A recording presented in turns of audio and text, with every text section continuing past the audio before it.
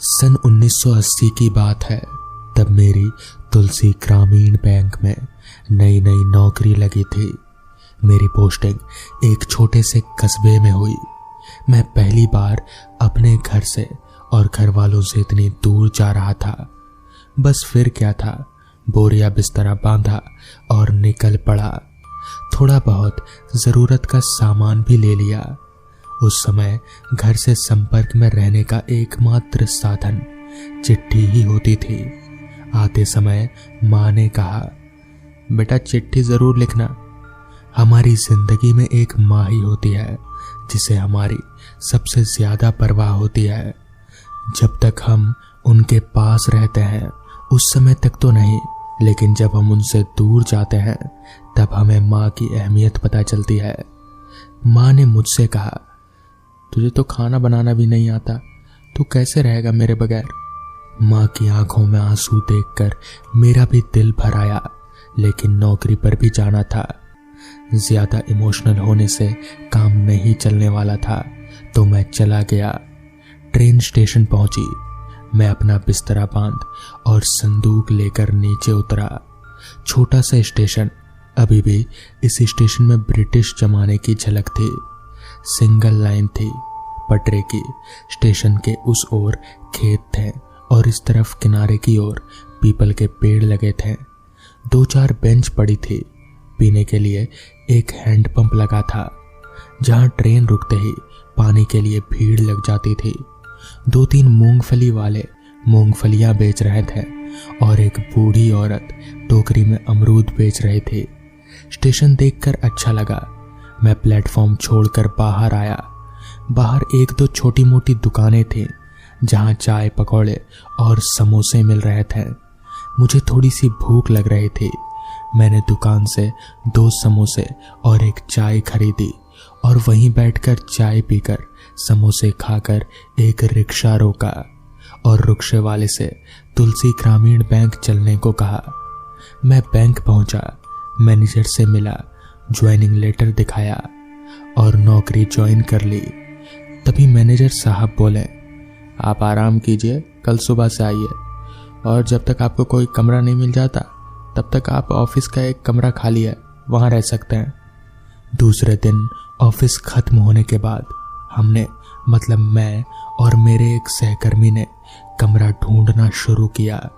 चूंकि वो वहां के बारे में मुझसे ज्यादा जानता था और उन्हें कस्बे के बारे में और भी जगह पता थी जहां मुझे कमरा मिल सकता था, और कभी कभी शाम को अपने घर पर मुझे साथ ले जाते डिनर के लिए। कभी कभी मैं होटल में खा लेता, वो फैमिली वाले थे और लंच भी मेरे लिए ले आते थे। मुझे अच्छा लगता था कि पराई जगह पराए लोग इतने अपने से हो जाते हैं। मैंने घर चिट्ठी भी भेज दी थी कि मैं ठीक से पहुंच गया हूं, अभी ऑफिस में ही रह रहा हूं, कमरा नहीं मिला। फिर एक दिन मुझे एक कमरा मिल गया जो कि ऑफिस से थोड़ा दूर। उसके बगल में एक पुराना सा टूटा फूटा घर था। लग रहा था कि सालों से ना इस घर में रंगाई पुताई हुई है और ना ही मरम्मत। आसपास ना तो कोई और घर था। उस घर में मेरे अलावा और कोई नहीं रहता था। एक दुकान थी जहां सुनसान सी जगह थी। कमरा भी सस्ता था। महंगे किराए वाला घर मेरे बजट से बाहर था, सो मैंने ले लिया। जो मकान मालिक थे उन्हीं की दुकान थी वहां पर। उस जगह 2 कमरे थे। एक में उनकी दुकान थी और दूसरा खाली पड़ा था, तो उन्होंने मुझे दे दिया। छोटा सा आंगन था। आंगन में हैंडपंप था पानी के लिए। स्नान घर और शौचालय भी वहीं था। आंगन में एक लोहे का जाल था जिससे रोशनी आती थी। कुल मिलाकर कमरा बड़ा अच्छा था। मकान मालिक भी बस दिन भर ही दुकान में रहते और शाम को अपने घर चले जाते, जो कि शहर में था। शाम को मैं अकेला ही होता था उस घर में। कुछ दिन तो मैं बाहर ही खाना खाता रहा, लेकिन बाहर का खाना महंगा पड़ रहा था। फिर धीरे धीरे मैंने थोड़ा बहुत सामान जुटा लिया। ऑफिस मेरे लिए दूर पड़ता था, तो मेरे एक सहकर्मी ने मुझे अपनी साइकिल दे दी। बोले कि अभी ले लो, मेरे लिए तो ऑफिस पास में ही है, जब अपनी खरीद लेना तो वापस कर देना। साइकिल की वजह से मेरा आना जाना आसान हो गया। फिर एक शाम मैंने सोचा क्यों ना आज घर पर ही कुछ खाना बनाते हैं। शाम को ऑफिस के बाद मैंने बाजार से कुछ सामान खरीदा, आटा, दाल, चावल और मसाले, सब्जियां, सब कुछ सब्जियां लेकर। और फिर मैं घर आया, हाथ मुंह धोकर कपड़े बदले, फिर स्टोव पर चाय बनाई। अंदर थोड़ा बंद बंद सा लग रहा था तो मैंने सोचा चाय छत पर जाकर पीते हैं। छत पर जाने के लिए खुली सीढ़ियां थी, कोई दरवाजा नहीं था। दरवाजे की जरूरत भी नहीं थी, वो ऐसे खुला ही अच्छा था। उस दिन पहली बार मैं छत पर गया। छत पर थोड़ा अंधेरा हो गया था। सोचा चलो चाय के साथ साथ एक सिगरेट भी पी लेंगे। मैंने सीढ़ियों पर बैठकर पहले चाय पी, फिर सिगरेट सुलगाई और खड़े होकर घूम घूम कर छल्ले बना रहा था। तभी बगल वाली छत पर सफेद साड़ी में एक महिला दिखी। उनके घर की छत और मेरे घर की छत आपस में जुड़ी हुई थी। छोटी सी दीवार थी, केवल आड़ के लिए। कोई भी एक दूसरे की छत लांघकर आसानी से इधर उधर जा सकता था। जो महिला थी वो तुलसी के पौधे की पूजा कर रही थी। उन्होंने तुलसी के 5 चक्कर लगाए, दिया जलाया और मेरे पास आई प्रसाद देने। उन्हें देखकर मैंने सिगरेट बुझा दी। उन्होंने प्रसाद दिया तो मैंने ले लिया। उन्होंने पूछा कि नए आया हो इस घर में? इस पर मैंने कहा, हाँ चाची, बस अभी अभी आया हूँ। वो मेरी माँ की उम्र की थी तो मुझे उन्हें चाची कहना उचित लगा। उन्होंने कहा, बेटा सिगरेट पीना सेहत के लिए अच्छा नहीं होता है। इस पर मैंने कहा, जी चाची जी। उस समय छोटे बड़ों की बहुत इज्जत करते थे। मुझे थोड़ी झेप लगी। उन्होंने थोड़ी अच्छी बातें की और वो जाने लगी तो मुझे ध्यान आया कि उनसे सब्जी बनाना पूछ लूं। तो मैंने कहा, चाची जरा रुकिए, ये बता दीजिए कि पालक आलू की सब्जी कैसे बनती है? वो मुस्कुराई और फिर सब्जी बनाने की विधि बताने लगी। बोली कि कोई परेशानी हो तो रात को यहीं मिलूंगी, लेकिन दिन के समय नहीं। मैंने उनके बताए अनुसार सब्जी बनाई। सब्जी तो अच्छी बनी, लेकिन नमक थोड़ी ज्यादा हो गई। अब रोज रोज यही सिलसिला हो गया। चाची जी अपनी छत पर पूजा करने आती और मैं भी छत पर ही चाय पीने चला जाता। उनसे सब्जी बनाना सीखता और नीचे आकर खाना बनाता। चाची से बात करके मुझे अच्छा लगता। मुझे उनमें अपनी माँ की झलक दिखाई देती। घर की कम याद आती थी। एक दिन पता नहीं ऑफिस से आने के बाद मेरी बहुत तबीयत खराब हो गई। आते ही मैं सीधा बिस्तर पर लेट गया। बहुत तेज बुखार हुआ। मैंने कुछ भी नहीं खाया। इतनी हिम्मत ही नहीं हुई थी कि कुछ बना लूं। मैं बस ऐसे ही लेटा रहा। लेकिन रात के समय मुझे याद नहीं कि कितना समय था। सीढ़ियों से किसी के आने की आवाज आई। देखा तो चाची जी थी। उन्होंने दूध गर्म करके मुझे दिया और मेरे माथे पर रात भर गीली पट्टियां रखती रही, जिससे मुझे आराम लग गया। मैं गहरी नींद में आ गया। सुबह जब मेरी आंख खुली तो मेरे कमरे में कोई नहीं था। दूसरे दिन रविवार था, मुझे ऑफिस नहीं जाना था। मैंने कुछ गंदे कपड़े धुले, थोड़ा पोहा और चाय बनाकर मकान मालिक के दुकान पर जा बैठा। थोड़ी देर बातें करने के बाद मैंने उनसे पूछा, अच्छा ये हमारे बगल वाले घर में कौन रहता है? उन्होंने कहा, पहले एक बूढ़ी औरत और उसका बेटा रहा करते थे। बेटे की नौकरी दूसरे शहर में लग गई। बेटा बाहर चला गया, लेकिन उसने अपनी माँ को ना तो कोई खबर दी और ना ही उनकी खबर पूछी। वो बूढ़ी औरत रोज डाकिये से पूछती थी कि मेरे बेटे की कोई खबर आई, लेकिन अभी कुछ महीनों से वो बूढ़ी औरत दिखाई नहीं दी। फिर एक दिन डाकिया कुछ मुआवजे के कागजात ले आया। उन्होंने दरवाज़ा खटखटाया, लेकिन किसी ने खोला नहीं। तो डाकिया मेरे हस्ताक्षर कराकर कागजात मुझे दे दिया। वैसे किसी के कागजात तो खोलने नहीं चाहिए, लेकिन मुझे लगा कि कुछ ज़रूरी हो ना हो, और बूढ़ी औरत को पढ़ना भी नहीं आता था। तो मैंने खोला और देखा कि उसमें लिखा था कि ट्रेन दुर्घटनाग्रस्त हो गई है और उनका बेटा नहीं रहा। मुआवजे के तौर पर उन्हें इतने रुपए दिए जाते हैं। मैंने कई बार दरवाज़ा खटखटाया, लेकिन किसी ने दरवाज़ा नहीं खोला। शायद नौकरी पर जाते वक्त ही बेटे की दुर्घटना ट्रेनग्रस्त हो गई, इसलिए बेटा कोई खबर नहीं दे पाया। ये सब सुनकर मुझे कुछ अजीब सा लगा। मैंने सोचा उनके घर पर जाकर देखता हूँ। मैं छत पर गया और सीढ़ियाँ उतरकर नीचे गया।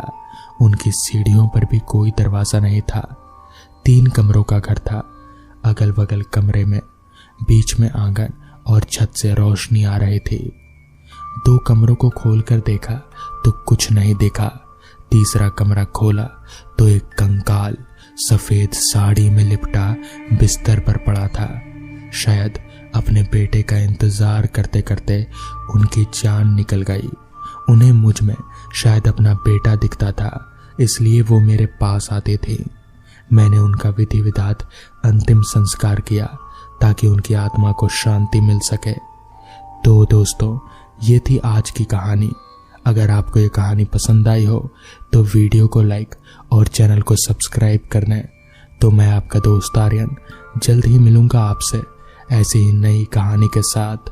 तब तक के लिए अपना ख्याल रखें।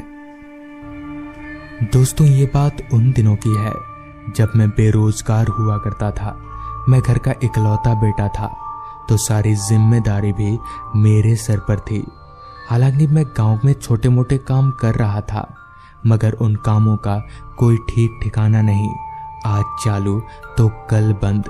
ऐसे में मुझे तलाश थी एक अच्छी सी नौकरी की, जो मेरी सारी आर्थिक तकलीफों को दूर कर सके। ऐसी ही एक शाम मैं गांव के चौक पर बैठकर अपनी जिंदगी के बारे में ही सोच रहा था कि तभी मेरा एक दोस्त अजय चलकर मेरे पास आया। अजय पहले गांव में ही रहता था, पर शहर में बढ़िया नौकरी मिल जाने के कारण वो अब शहर में शिफ्ट हो गया है और अब कुछ दिनों की छुट्टी लेकर गांव आया है। अजय के मेरे पास आते ही हम दोनों के बीच बातचीत शुरू हुई। बातों ही बातों में मैंने अपनी पूरी परेशानी अजय को बताई। मेरी सारी बातें सुन अजय बोला, एक काम कर, तू कल मेरे साथ शहर चल, वहाँ कुछ ना कुछ काम तो मिल ही जाएगा। अजय की बात सुनकर मैं काफ़ी खुश हुआ और मेरी चिंता भी थोड़ी कम हुई। अगली सुबह हम लोग शहर जाने वाले बस में सवार हो गए। क्योंकि शहर हमारे गांव से थोड़ा दूर था, तो पहुंचते पहुंचते रात होना तय है और ठीक रात के 9 बजे हम लोग बस से उतरे और अजय के क्वार्टर की तरफ जाने लगे। रास्ते में अजय ने मुझसे कहा, देख एक काम तो है पर थोड़ी परेशानी है, कर पाएगा? इस पर मैंने कहा, क्या काम है और कैसी परेशानी? इस पर अजय ने बताना शुरू किया, दरअसल एक बंगला है, तुझे हर रात उसकी पहरेदारी करनी है, पर लोग कहते हैं कि वो जगह ठीक नहीं है, वो बंगला भूतिया है। अजय की बातें सुनकर मैं थोड़ा मुस्कुराया और अजय से कहा, क्या यार अजय, तू भी शहर में रहकर इन सब बातों को मानता है? इन सब बातों को मैं नहीं मानता। जिसके बाद मैं तुरंत काम करने के लिए राजी हो गया। अगले दिन अजय मुझे बंगले के मालिक के पास ले गया। बंगले के मालिक से बातचीत करने के बाद मालिक ने मुझे काम पर रख लिया। साथ ही साथ बंगले के मालिक ने मुझे एक चेतावनी भी दी, देखो कुछ भी हो जाए पर तुम बंगले के अंदर मत जाना, तुम्हारी ड्यूटी रात 9 बजे से सुबह 7 बजे तक की होगी। काम मिलने से मैं काफ़ी खुश था, मगर लोगों की बातें सुनकर थोड़ी घबराहट भी हो रही थी। पर जब तय कर ही लिया है तो डर किस बात का। जिसके बाद मैं रात को काम पर निकलने की तैयारी में जुट गया। रात के 9 बजे से पहले ही मैं उस घर के पास पहुंच गया। बरसात का मौसम था और ऊपर से दूर दूर तक आसमान में चांद का कोई अता पता नहीं था, जिस कारण चारों तरफ घना अंधेरा पसरा हुआ था। उस बंगले के बाहर एक सीमेंट का चबूतरा बना हुआ था, लिहाजा मैं चबूतरे पर जाकर बैठ गया। बरसात का मौसम होने के कारण हवाएं काफ़ी तेज चल रही थी, वो भी इतनी तेज कि बरसात के मौसम में ही ठंड का अनुभव करा रही थी। मैं भी सीमेंट के चबूतरे पर बैठे बैठे इधर उधर टॉर्च मारकर उस बंगले को देख रहा था। वो बंगला काफ़ी बड़ा और काफ़ी पुराना मालूम पड़ रहा था। मुझे अजय की एक और बात खटक रही थी कि यहाँ तो भूत प्रेत जैसी कोई चीज लग ही नहीं रही। फिर लोग इस बंगले को भूतिया क्यों बोलते हैं? उस बंगले के आसपास दूर दूर तक कोई घर नहीं था और ना ही कोई आदमी दिख रहा था। यूं ही उस सीमेंट के चबूतरे पर बैठे बैठे कब 3 घंटे निकल गए पता ही नहीं चला। अब वक्त हो रहा था रात के 12 बजे का। रात काफी हो जाने के कारण अब मुझे नींद आने लगी थी। कुछ देर तो मैंने ना सोने की कोशिश की, मगर आखिरकार नींद ने मुझे कब अपने आगोश में ले लिया पता ही नहीं चला। कुछ देर यूं ही बैठे बैठे सोने के बाद अचानक नींद किसी तरह से मेरी नींद टूट गई। वो आवाज रोने की थी। उस रोने की आवाज को सुनकर मैं एकदम से चौंक उठा कि आखिर ये रोने की आवाज है किसकी? यहाँ तो दूर दूर तक कोई भी नहीं है। कुछ देर तक उस रोने की आवाज को महसूस करने पर पता चला कि वो रोने की आवाज किसी औरत की है, और वो रोने की आवाज कहीं और से नहीं बल्कि उस बंगले के अंदर से आ रही है। मगर ऐसा कैसे हो सकता है? बंगले के अंदर तो कोई है ही नहीं। अब मुझे कुछ अजीब सा लग रहा था, साथ ही साथ मुझे थोड़ा घबराहट भी हो रही थी। मगर मैंने घबराहट को अपने ऊपर हावी होने नहीं दिया और उठा उस सीधे बंगले के दरवाजे की तरफ चलता बना, ये देखने के लिए कि आखिर बंगले के अंदर है कौन। चलते चलते मैं उस बंगले के दरवाजे के पास पहुंचा तो बंगले का दरवाजा बंद था। मैंने जैसे ही उस बंद दरवाजे को छुआ तो वो दरवाजा खुद ब खुद खुल गया, मानो कोई मेरे आने का ही इंतजार कर रहा हो। खैर, खुद ब खुद दरवाजा खुलने से मैं थोड़ा हक्का बक्का जरूर हुआ, मगर वो आवाज आ कहां से रही है और है किसकी, ये जानने के लिए इन सब बातों पर गौर नहीं किया। खैर, बंगले के अंदर दाखिल होते ही मैं उस आवाज को तलाशने के लिए इधर उधर देखने लगा। उस बंगले के अंदर घना अंधेरा पसरा हुआ था, तो मैं टॉर्च के सहारे बंगले के अंदर इधर उधर देखने लगा। वो बंगला काफी दिनों से बंद था, जिस कारण उस बंगले में चारों तरफ जगह जगह पर मकड़ी के जाले लटक रहे थे। अभी मैं इधर उधर नजरें दौड़ा ही रहा था कि तभी मुझे उस बंगले के हॉल में एक बच्चा खेलता हुआ नजर आया। उस बच्चे को बंगले के अंदर देखकर मैं एकदम से चौंक गया कि भला ये बच्चा है किसका और इतनी रात के बंगले के अंदर क्या कर रहा है। चौंक तो मैं गया था, लेकिन फिर भी मैं हिम्मत जुटाकर उस बच्चे की तरफ आगे बढ़ने लगा। आगे बढ़ते वक्त मैंने एक बात पर गौर किया कि मैं जितना उस बच्चे की तरफ आगे बढ़ता जा रहा हूँ, वो बच्चा उतना ही मुझसे दूर चला आ रहा है। मुझे समझ नहीं आ रहा था कि मेरे साथ हो क्या रहा है कि तभी देखते ही देखते वो बच्चा हवा में धुआं हो गया। ये देखकर अब मुझे समझ आ गया था कि जरूर दाल में कुछ काला है, मगर मुझे कहाँ पता था कि यहाँ तो पूरी दाल ही काली है। खैर, मैं जैसे ही उस बंगले के हॉल पर पहुंचा तो वहां का नज़ारा देखकर मेरे पैरों तले की जमीन खिसक गई, क्योंकि वहां 2 औरतें बैठकर रो रही थीं। उन दोनों औरतों का चेहरा नीचे की तरफ झुका हुआ था और बाल सामने बिखरे हुए थे, जिस कारण मुझे उनका चेहरा नहीं दिख रहा था। इस पर मैंने हिम्मत जुटाकर उन औरतों से कहा, कौन है वहां पर? मेरे ये बोलने पर उन दोनों औरतों ने कोई जवाब नहीं दिया, मानो मेरे पूछने का उन पर कोई असर ही नहीं हो रहा हो। उन दोनों से कोई जवाब ना पाकर मैं 1-2 कदम उनकी तरफ आगे बढ़ा। मैं जैसे ही उनकी तरफ 2 कदम आगे बढ़ा तो उन दोनों ने एक साथ अपना चेहरा मेरी ओर घुमाया। तो हल्की सी टॉर्च की रोशनी में उन दोनों का चेहरा देखकर मानो मेरे पूरे शरीर में करंट सा दौड़ने लगा, क्योंकि उन दोनों का चेहरा पूरी तरह से जला हुआ था। ये देखकर मैं समझ गया कि सचमुच वो बंगला भूतिया है, और मैंने सीधे वहां से दौड़ लगा दी और भागकर अजय के पास चला गया। तो दोस्तों, ये थी आज की कहानी। अगर आपको ये कहानी पसंद आई हो तो चैनल को ज़रूर सब्सक्राइब कर लें। तो मैं आपका दोस्त आर्यन जल्द ही मिलूंगा आपसे ऐसी ही एक कहानी के साथ।